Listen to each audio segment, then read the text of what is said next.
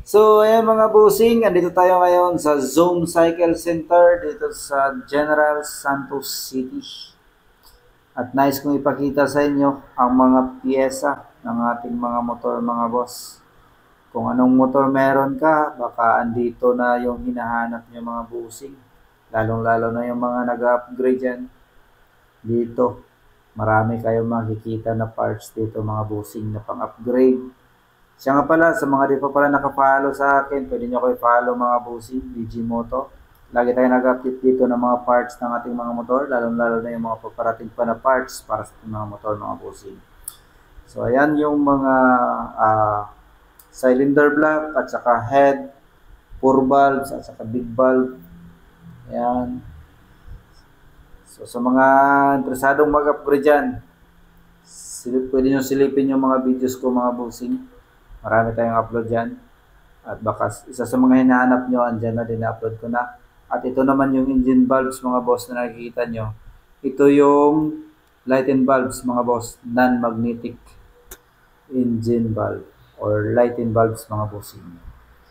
So sa mga naghahanap dyan ng lighten valves mga boss, itong pitch bike mga boss. Isa sa marirecommend ko din talaga na engine valve.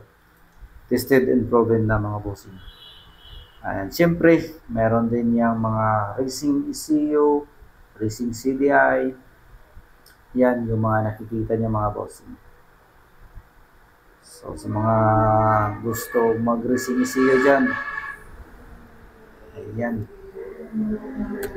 At ito naman yung mga cams mga bossing. Pitch bike cams, at yung sa ilalim yan naman yung mga Resingo at saka Z5 cams mga boss. Yan siya. Sa mga gustong mag-upgrade ng camshaft, yan mga bossing. So sa mga dinulit ko, sa mga di pa nakapalo, kung interesado kayo ma-update sa mga parating pa na parts para sa ating motor, pwede nyo kayo follow mga bossing. Lagi tayo nag-update dito ng mga parts ng ating mga motor. Lalo-lalo na yung mga paparating pa na parts at yung mga bago pa na mga darating pa mga bossing. So, yan lang yung ating video ngayon. Abang-abang na lang sa mga paparating pa na parts para sa ating mga motor mga bossing. So, yan lang mga boss. Ride safe.